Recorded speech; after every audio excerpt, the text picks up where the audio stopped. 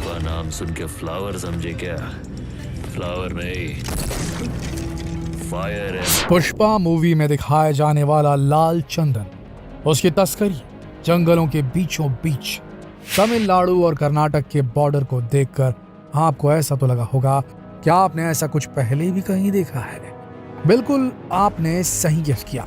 यह फिल्म पूरी तरह से एक ऐसे डाकू से इंस्पायर होकर बनाई गई है जिसने 40 सालों तक तमिलनाडु और कर्नाटक के जंगलों में राज किया।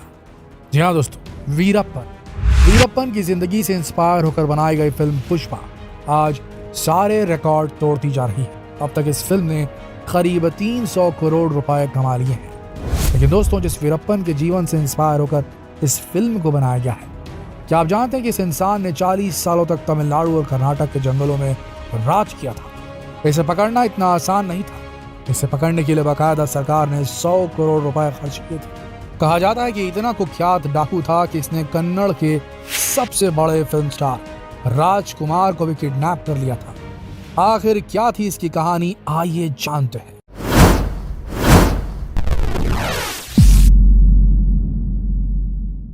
अक्टूबर 2006 देश के सभी मीडिया चैनल से एक ही खबर दिखाई जा रही थी कि दक्षिण भारत का कुख्यात डाकू वीरप्पन एनकाउंटर में मारा गया। एक ऐसा डाकू इसे पकड़ना लगभग नामुमकिन था। इसे पकड़ने के लिए बड़े बड़े सर्च ऑपरेशन किए गए। सरकार ने इसे पकड़ने के लिए 100 करोड़ रुपए तक खर्च कर डाले, लेकिन इसके बाद भी वीरप्पन को नहीं पकड़ा जा सका। लोग इसी बात से हैरान थे कि आखिर वीरप्पन का एनकाउंटर कैसे हो सकता है। इस खबर पर किसी को भी यकीन नहीं था, लेकिन सच्चाई यही थी कि वीरप्पन का वाकई में एनकाउंटर हो चुका था। चंबल से लेकर दक्षिण भारत तक भारत में बड़े बड़े डाकुओं का राज रहा है, लेकिन दक्षिण भारत के वीरप्पन को आखिर कौन नहीं जानता। लंबे समय तक इसने जंगलों में राज किया। कहा जाता है कि जंगल उसका घर हुआ करता था। जंगल का ऐसा कोई कोना नहीं था जिसके बारे में ये नहीं जानता था। काफी लंबे समय तक जंगलों में रहकर इसने कर्नाटक और तमिलनाडु की पुलिस को चकमा दिया। हालांकि वीरप्पन जैसे डाकू को पकड़ना इतना आसान नहीं था, लेकिन लंबी प्लानिंग के बाद वीरप्पन को पकड़ा जा सका। लेकिन पुलिस ने उस वक्त एक मौका भी नहीं गंवाया। मौका पाते ही लगातार उस पर 338 राउंड की फायरिंग की, तब कहीं जाकर वीरप्पन को पकड़ा जा सका। डाकू बनने की इसकी कहानी तो वैसे 1962 से ही शुरू हो चुकी थी, जब ये सिर्फ 10 साल का था। 10 साल की उम्र में इसने एक तस्कर का कत्ल किया। उसी वक्त फॉरेस्ट विभाग के 3 अफसरों को भी इसने मार गिराया था। वीरप्पन के गांव वालों के मुताबिक वीरप्पन एक बहुत ही गरीब परिवार से ताल्लुक रखता था। उस वक्त स्मगलिंग करने के लिए फॉरेस्ट विभाग के कुछ अफसरों ने ही इसे उकसाया था, लेकिन जब ये स्मगलिंग करके खूब पैसा कमाने लगा तो इसे मारने के चक्कर में अधिकारी खुद इसके पीछे पड़ गए, जिसके बाद वो अपनी जान बचाने के लिए जंगलों में भाग गया। जिसके बाद फिर एक नई कहानी शुरू हुई। जंगलों में रहते रहते सिर्फ 17 साल की उम्र में इसने पहले हाथी को मारा, जिसके बाद से ये जंगलों में ही पला बढ़ा। जंगलों में रहकर इसने करीब 2000 हाथियों को मारा। कहा जाता है कि हाथियों के सिर के ठीक बीचों बीच गोली मारा करता था। हाथियों को मारकर ये उनके दांतों की स्मगलिंग किया करता था। इसके अलावा तमिलनाडु और कर्नाटक के जंगलों में पाए जाने वाले सबसे कीमती लाल चंदन के पेड़ों को काटकर उसकी लकड़ियों की स्मगलिंग करता था। जब कभी भी कर्नाटक की पुलिस इसे पकड़ने के लिए जाती थी तो यह भागकर तमिलनाडु बॉर्डर को क्रॉस कर लेता था। इसके बाद पुलिस वाले बॉर्डर के नियमों को मानते हुए बॉर्डर क्रॉस नहीं कर पाते थे। बिल्कुल इसी तरह यह तमिलनाडु पुलिस के साथ भी करता था। लंबे समय तक जंगलों में रहकर इसने यही काम किया, लेकिन इसी बीच अगर कोई इसके खिलाफ जाता या कोई इसे पकड़ने की कोशिश करता तो ये उसे सीधा मौत के घाट उतार दिया करता था। अब तक इसने करीब 184 लोगों को मौत के घाट उतार दिया था। पैसों के लिए बड़े बड़े व्यापारियों का अपहरण करता, फिर उनके परिवार वालों से फिरौती मांगता था। लेकिन इन सब के अलावा कहा जाता है कि वीरप्पन को नाम कमाने का बहुत शौक था, जो चाहता था कि देश का बच्चा बच्चा उसे जाने। इसीलिए उसने एक बार रजनीकांत जैसे बड़े सुपरस्टार को भी किडनैप करने का प्लान बनाया, लेकिन वो इस प्लान में कामयाब नहीं हो सका। लेकिन फिर 1997 में इसी जंगल में एक इंसान की आंख कान पर पट्टी बांधकर उसे घसीटते हुए इन जंगलों में लाया गया।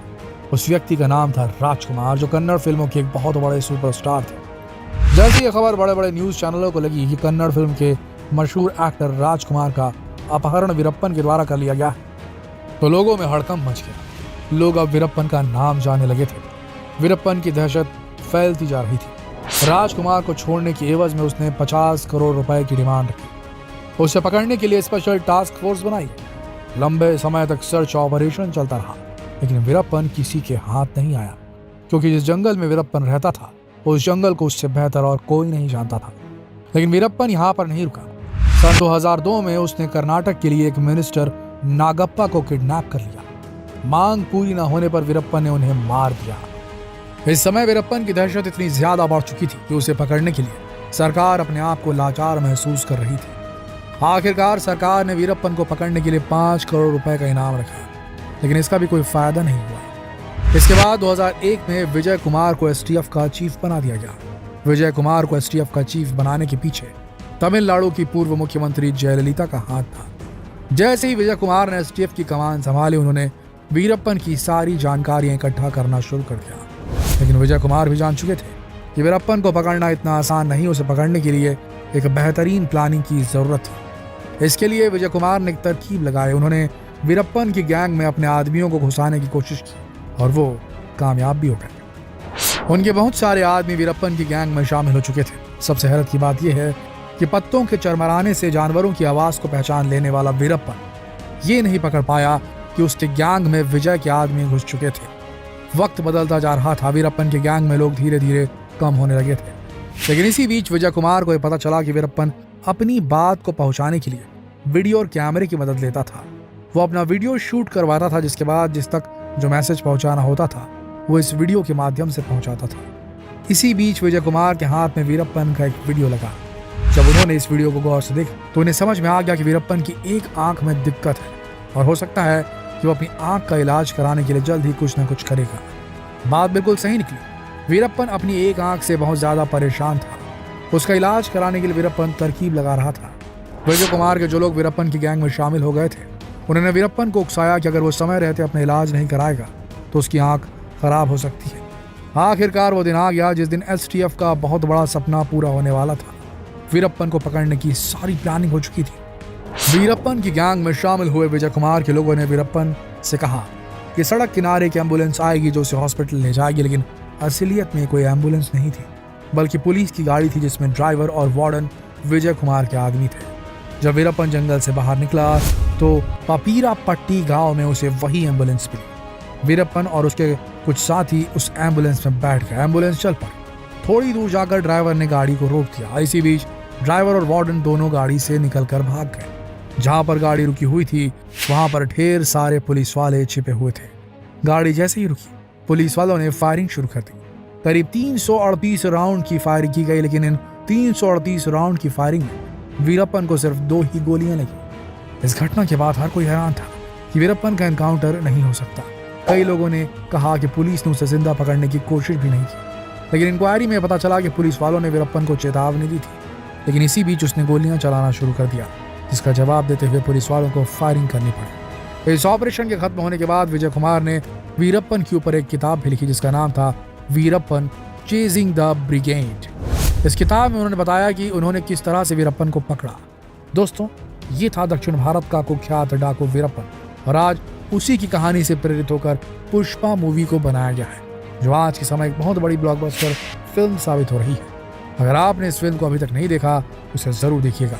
मिलते हैं अगले वीडियो में। अगर आपको वीडियो पसंद आया तो इसे लाइक और शेयर कीजिएगा और चैनल से जुड़े रहने के लिए सब्सक्राइब बटन दबाना ना भूलिएगा। तो फिर मिलते हैं एक और दिलचस्प और रोचक स्टोरी के साथ। तब तक के लिए आप सबका इस वीडियो के अंत तक बने रहने के लिए दिल से धन्यवाद।